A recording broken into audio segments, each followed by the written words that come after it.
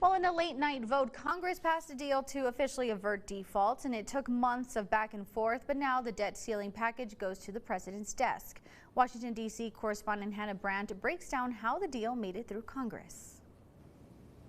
Lawmakers on both sides have issues with the final package, but they say passing it was better than risking a default that could have devastated the economy.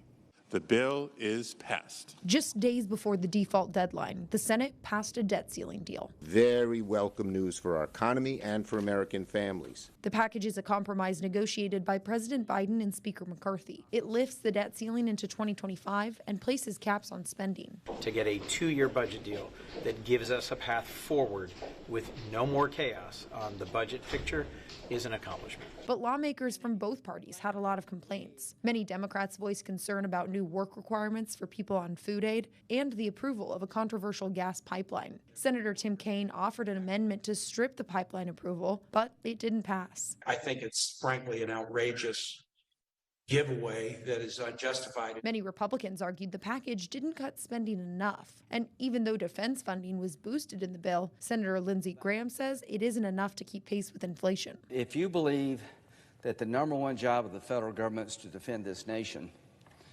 then we have made a serious mistake. But Majority Leader Chuck Schumer promised the Senate can still approve supplemental national security funding as needed. And there's emergencies, whether they be on the foreign policy, military front, or the domestic front.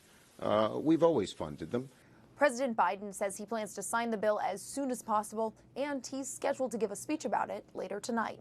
In Washington, I'm Hannah Brandt.